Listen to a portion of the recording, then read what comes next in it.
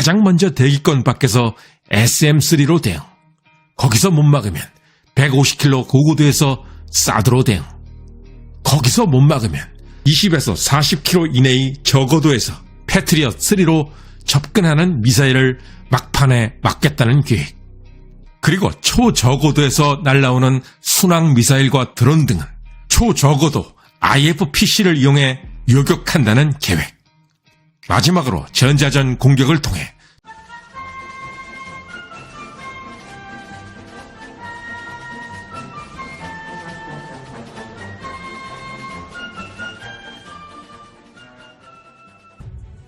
아시아 태평양에는 미군 기지가 여러 곳에 산재해 있습니다. 이들 미군 기지 중에 미군에게 전략적으로 가장 중요한 곳을 하나만 꼽는다면 그곳은 어디일까? 아마 미군은 일본의 오키나와를 첫 손에 꼽을 것입니다. 오키나와는 아름다운 해변이 있는 유명한 관광지. 이토록 아름다운 오키나와 섬은 어쩌다 미군에게 가장 중요한 곳이 되었을까? 그 이유는 바로 절묘한 위치 때문.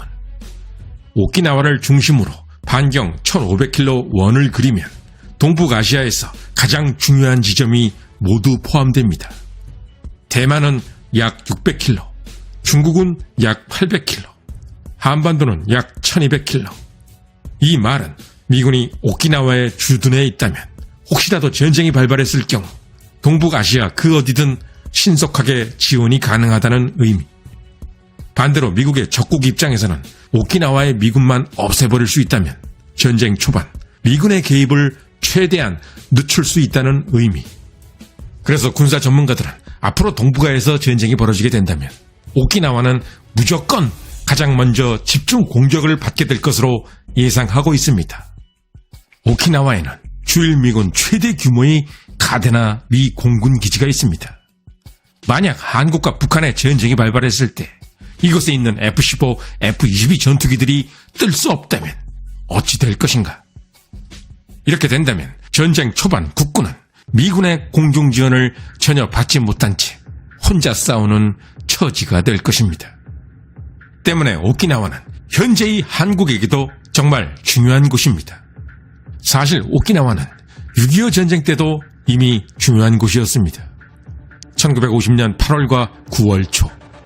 정말이지 단 한 번의 승리만이 필요했던 낙동강 전선의 북한군. 북한군이 낙동강 방어선을 뚫을 뻔했던 위기는 한두 번이 아니었습니다. 그런데 뚫릴 것 같을 때마다 북한군을 막아섰던 것은 바로 미 제5공군. 미 제5공군이 날라왔던 곳이 바로 오키나와였습니다.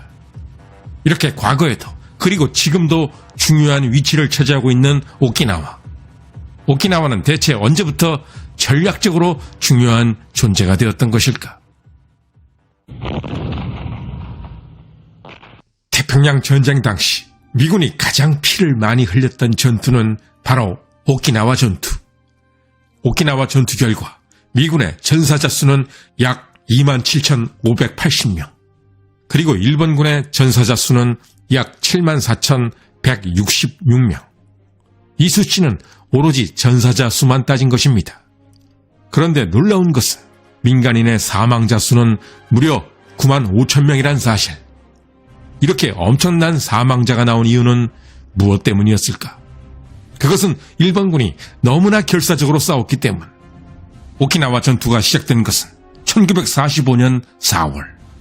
항복을 고작 4개월 남긴 시점에서 일본이 이토록 처절하게 저항했던 이유.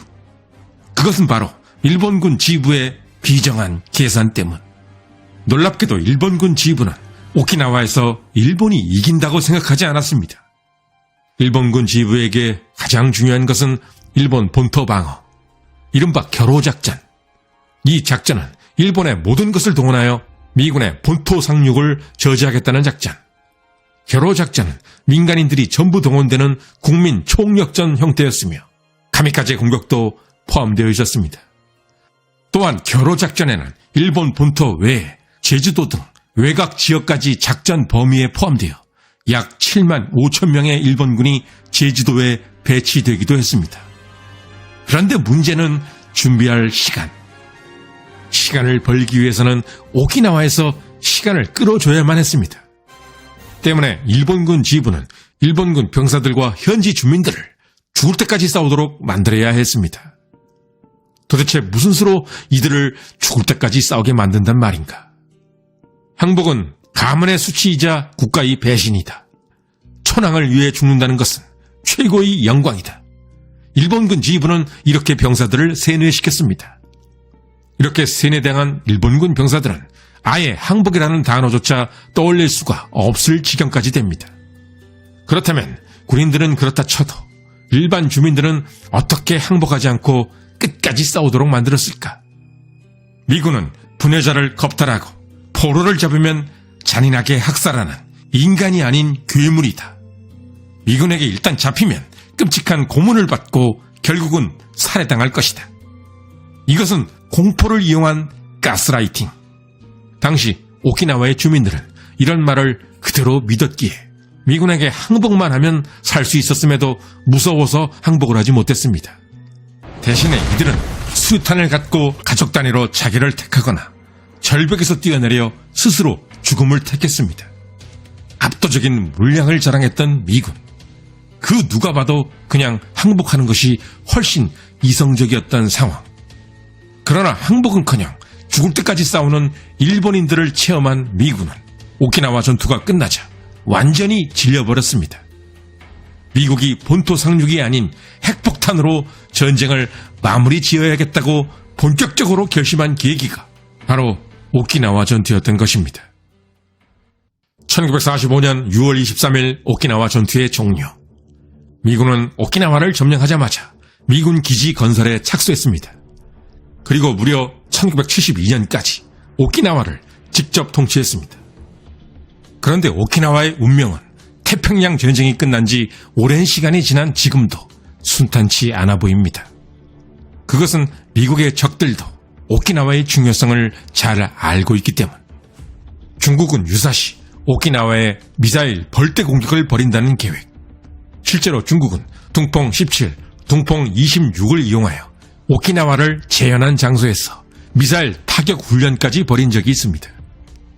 그렇다면 미국은 이에 맞서 어떤 계획을 갖고 있을까? 그것은 바로 분산. 유사시에 미군은 가다나 공군기지 한 곳에 몰려있던 전투기들을 오키나와 인근의 민간 공항이나 태평양의 작은 섬들에 흩어놓을 것입니다. 중국 입장에서는 가다나 기지를 초토화시킨다고 해도 어디에 미 공군의 강력한 F-22 전투기가 남아있을지 몰라 태평양의 작은 섬들까지 전부 다 감시해야 하는 부담이 생기는 셈. 또한 미군은 중국의 미사일 공격에 대비해 오중 방어망을 구축해놨습니다. 가장 먼저 대기권 밖에서 SM-3로 대응, 거기서 못 막으면 150km 고고도에서 사드로 대응, 거기서 못 막으면 20에서 40km 이내의 저고도에서 패트리엇 3로 접근하는 미사일을 막판에 막겠다는 계획. 그리고 초저고도에서 날아오는 순항 미사일과 드론 등은 초저고도 IFPC를 이용해 요격한다는 계획. 마지막으로 전자전 공격을 통해 적 미사일의 유도장치를 교란하여 적 미사일을 바닷속으로 처박히게 만든다는 계획까지. 게다가 미군은 미사일 공격을 당해 활주로에 구멍이 났을 때 특수 배합 콘크리트로 단 몇 시간 안에 활주로를 복구하는 신속 피해 복구 부대를 상시 운영 중입니다.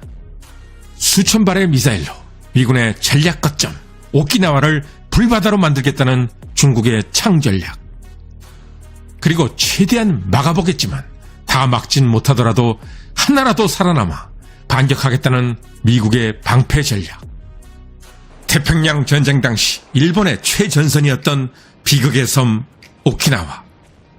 그러나 21세기에 들어와서는 동북아시아 위기 발생 시 영순이 타켓이 되어버리며 미국의 최전선이 된 사실. 이것이야말로 역사가 우리에게 던지는 가장 냉혹한 아이러니인 셈입니다. 끝까지 시청해주신 시청자 여러분께 감사드립니다. 다음에도 유익하고 흥미로운 컨텐츠로 찾아뵙겠습니다.